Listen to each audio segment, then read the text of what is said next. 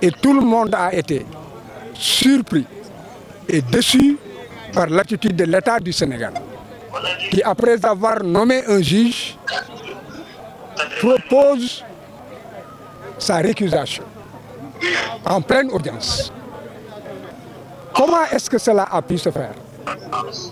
Est-ce que le juge a refusé de céder aux tentations?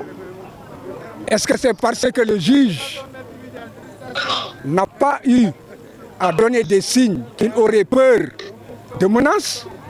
En tout état de cause, il y a une raison. Parce que personne ne s'y attendait, d'autant que le juge était en train de mener une audience où il était à équidistance. Il y a donc quelque chose qui s'est passé au sommet de l'État. Donc c'est une fierté. Mais ce qu'il faut surtout retenir, c'est que c'est un vent de liberté et d'indépendance qui souffle dans les rangs des magistrats. Un vent qui a débuté au nord avec l'avocat général, Mme Diop Gueye.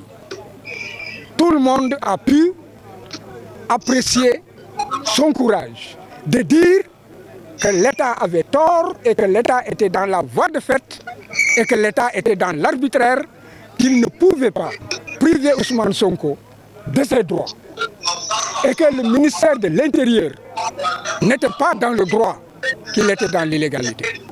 Un acte de courage. Et maintenant, après le nord, c'est au sud, le juge de Ziguinchor. Donc le juge de Ziguinchor lui donne raison, en réalité, que tout cela relève de voie de fait et d'une forme d'exercice de la violence sur non seulement les citoyens Ousmane Sonko, mais aussi sur la population. Parce que c'est la somme des citoyens qui fait un peuple. Et Ousmane Sonko, aujourd'hui, dirige des millions de Sénégalais.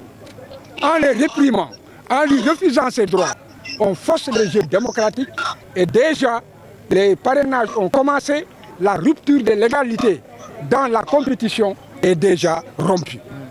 Donc, ce vent de liberté inspirera d'autres juges. Parce que j'ai dit qu'il existe dans ce pays des juges fiers, des juges honnêtes, des juges indépendants, des juges courageux. Il n'y a jamais 203. Attendons de voir le troisième. Maître l'agent judiciaire de l'État a, semble-t-il, évoqué des proximités entre le juge et un proche d'Ousmane Sonko. Que répondez-vous à cela? Si la proximité seulement devait jouer, d'abord c'est faux. Parce que Ousmane Sonko ne connaît pas le juge ne le connaît pas.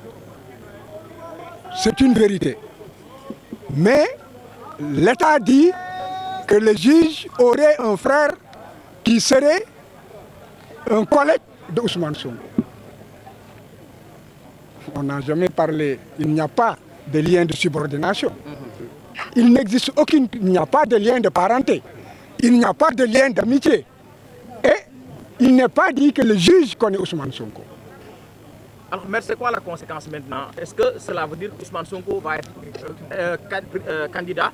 Est-ce qu'il y aura une incidence sur les autres affaires judiciaires? La candidature d'Ousmane Sonko est une exigence sociale, c'est une exigence du peuple sénégalais. Est-ce que juridiquement c'est possible maintenant? Juridiquement, Ousmane Sonko doit être candidat.